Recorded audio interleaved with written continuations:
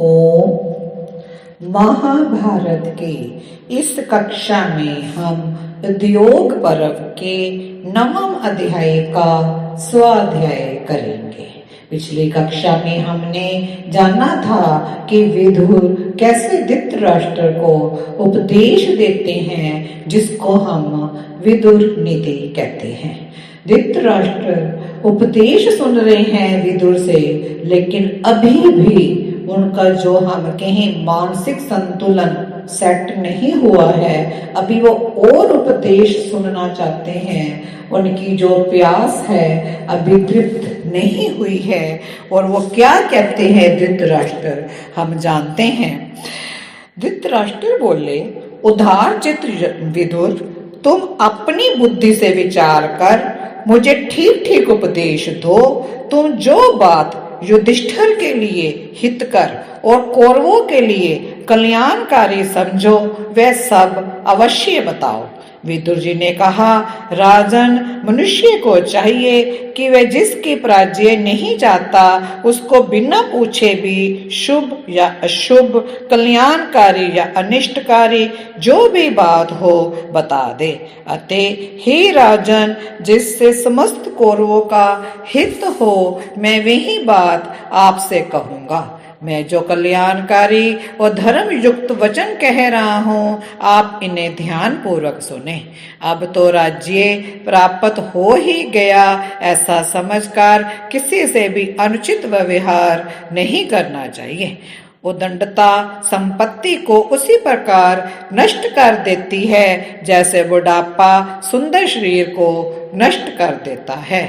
मछली उत्तम खाद्य पदार्थ वस्तु से ढके हुए लोहे के कांटे को लोभ में पड़कर निगल जाती है, उससे होने वाले परिणाम पर विचार नहीं करती, अतः मर जाती है। अपनी उन्नति के इच्छुक पुरुष को वही वस्तु खानी या ग्रहण करनी चाहिए जो परिणाम में अनिष्टकर ना हो, अर्थात जो खाने योग्य हो तथा खाई जा सके, खाने या ग्रहण करने पर पच सके और पच जाने पर हितकारी हो। जो पेड़ से कच्चे फलों को तोड़ता है वह उन फलों से रस तो पाता नहीं, उस वृक्ष के बीज का भी नाश हो जाता है। परंतु जो समय पर पके हुए फल को ग्रहण करता है वह फल से रस तो तृप्त करता ही है, साथ ही उस बीज से पुण्य फल भी पाता है। जैसे भोरा फूलों की रक्षा करता हुआ ही उसके मधु का ग्रहण करता है, वैसे ही राजा भी प्रजाजनों को कष्ट दिए बिना ही उनसे धन अर्थात कर लेता है। जैसे माली उद्यान में से एक एक फूल तोड़ता है, वृक्षों की जड़ नहीं काटता, वैसे ही राजा प्रजा की रक्षा पूर्वक उनसे कर ले, कोयला बनाने वाले की भांति उन्हें जड़ से न काटे।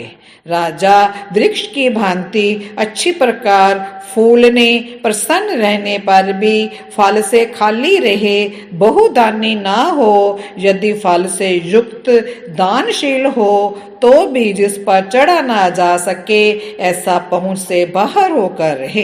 कच्चा अल्प शक्ति होने पर भी अपने को पके शक्ति संपन्न की भांति प्रकट करे, ऐसा करने से वह नष्ट नहीं होता। जो राजा नेत्र, मन, वाणी और कर्म इन चारों से प्रजा को प्रसन्न करता है, उसी से प्रजा प्रसन्न होती है।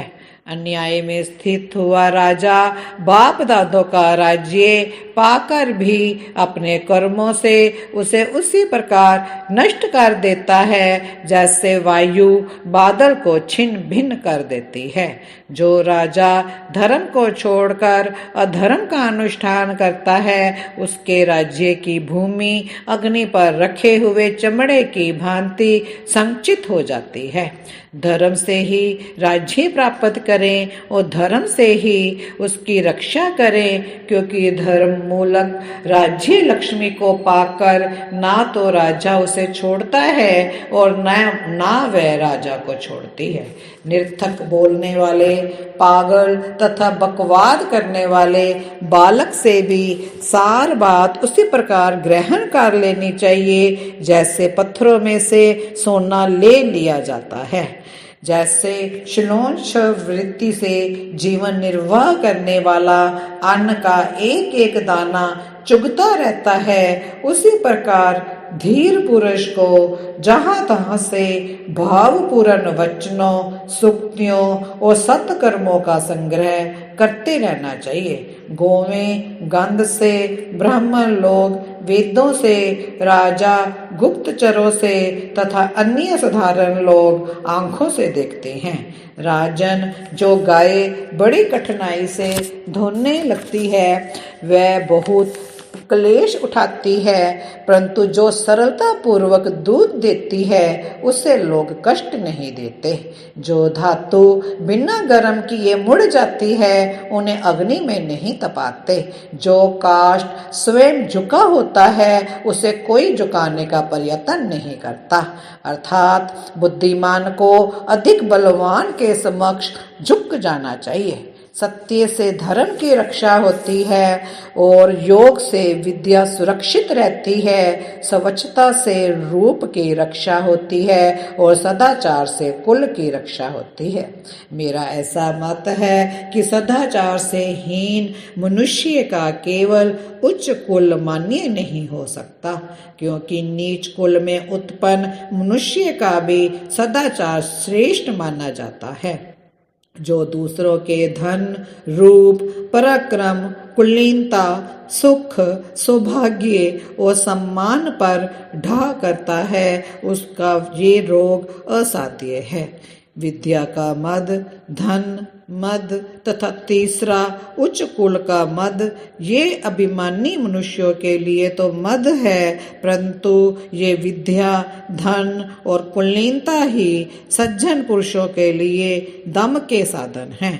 अच्छे वस्त्र वाला सभा को जीत लेता, सभा में अपना प्रभाव जमा लेता है। जिसके पास गो है वह दूध, घी आदि पदार्थों के आस्वादन से मीठे स्वाद की इच्छा को जीत लेता है। सवारी से चलने वाला मार्ग को जीत लेता है तथा शील स्वभाव वाला पुरुष सब पर विजय पा लेता है।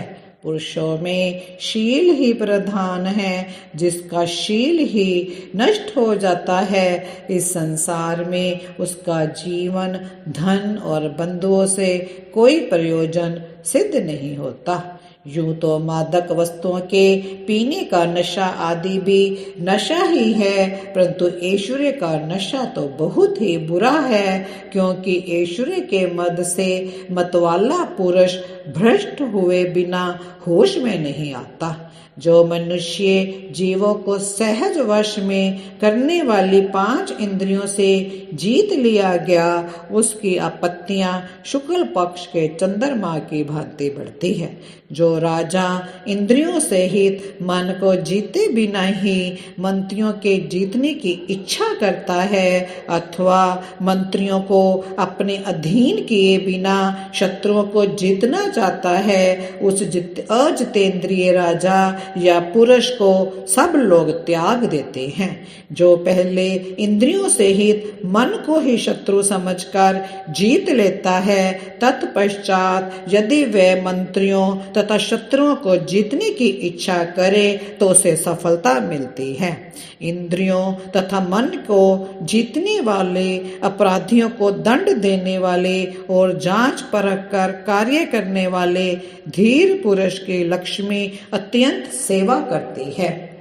राजन, मनुष्य का शरीर रथ है, बुद्धि सारथी है और इंद्रियां इसके घोड़े हैं। इनको वश में करके सावधान रहने वाला चतुर एवं धीर पुरुष काबू में किए हुए घोड़ों से रक्षा की भांति सुख पूर्वक संसार पथ का अतिक्रमण करता है।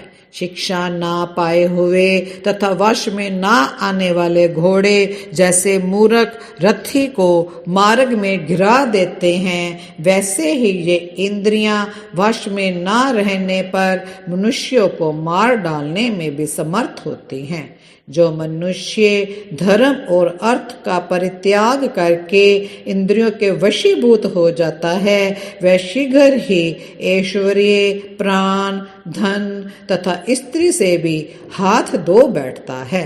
मन, बुद्धि और इंद्रियों को अपने वश में कर अपने द्वारा ही अपनी आत्मा को जीतने की इच्छा करें, क्योंकि उद्धारकर्ता आत्मा ही अपना बंधु और उद्धार प्रागमुख आत्मा ही अपना शत्रु है। राजन, जैसे सूक्ष्म छेद वाले जाल में फंसी हुई दो बड़ी बड़ी मछलियां मिलकर जाल को काट डालती हैं, उसी प्रकार काम और क्रोध ये दोनों विवेक को लुप्त कर देते हैं। गुणों में दोष ना देखना, सरलता, पवित्रता, संतोष, प्रिय वचन बोलना, इंद्रिय गमन, सत्य भाषण और सहिष्णुता ये गुण दुरात्माओं में नहीं होते। भारत आत्मज्ञान, आक्रोश, सहनशीलता, धर्मपरायणता, प्रतिज्ञा पालन तथा दान ये गुण नीच पुरुषों में नहीं होते। मूर्ख मनुष्य विद्वानों को गाली और निंदा में कष्ट पहुंचाते हैं। गाली देने वाला पाप का भागी होता है तथा क्षमा करने वाला पाप से मुक्त हो जाता है। हिंसा दुष्टों का बल है, दंड देना राजाओं का बल है, शुश्रूषा नारियों का बल है तथा क्षमा करना गुणवानों का बल है।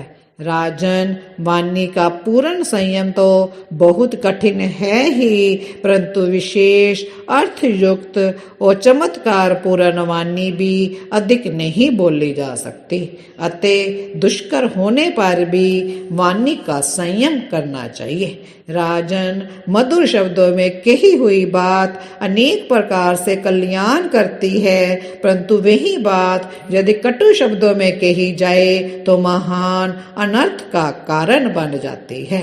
बाणों से बिंधा हुआ तथा फरसे से कटा हुआ वन पुण्य अंकुरित हो जाता है, परंतु कटु वचन कहकर वाणी से किया हुआ भयानक घाव कभी नहीं भरता।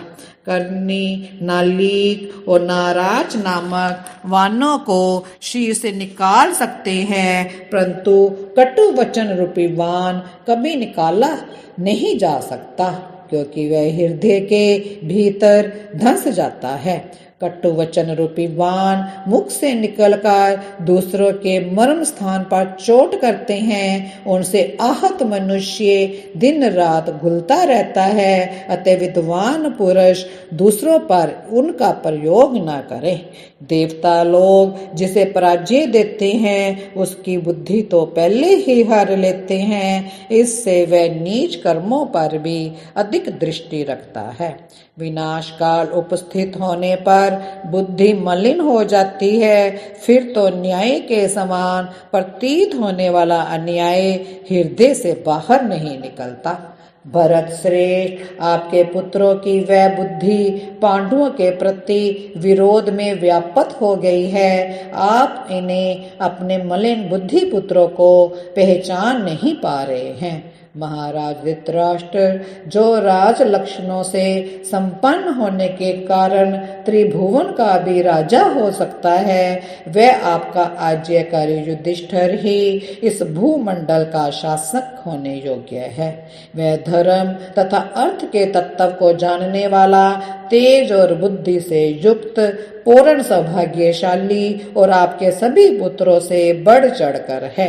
राजेंद्र, धर्मचारियों में श्रेष्ठ युधिष्ठिर दया, सौम्य भाव और आपके प्रति पूज्य बुद्धि रखने के कारण बहुत कष्ट सह रहा है। इस तरह हमने देखा कि विदुर क्या क्या उपदेश दे रहे हैं, धृतराष्ट्र को कितना समझा रहे हैं कि वो समझ जाए, युधिष्ठिर जैसा जो धर्म और अर्थ के तत्वों को जानने वाला है, बुद्धि से युक्त है और आपके सभी पुत्रों से बढ़ चढ़ कर है, इस तरह समझा रहे हैं कि वो इस आप पर जो उसकी जो सम्मत के आपका सम्मान करता है, आपका सत्कार करता है, लेकिन फिर भी वो किस तरह वो कष्ट सह रहा है, ये सब विदुर जी उपदेश करते हैं जो धृतराष्ट्र को। तो आज इतना ही। अभी भी धृतराष्ट्र को तृप्ति नहीं हो रही है। अभी वो और कहते हैं, विदुर तुम मुझे और धर्म के उपदेश दो, और क्या नीतियां हैं, क्या नियम है, किस तरह सुख पाया जा सकता है, तो वो सब पूछ रहे हैं। तो हम में भी बहुत ज्ञान वर्धन हमारा हो रहा है, ज्ञान हमें मिल रहा है कि हमें अपने जीवन में क्या अपनाना है, क्या छोड़ना है, कैसा व्यवहार करना है, इन सब बातों का पता हमें इस विदुर उपदेश से चल रहा है। आज इतना ही। वीडियो को लाइक करें, शेयर करें, सब्सक्राइब करें। ओम शांति शांति शांति।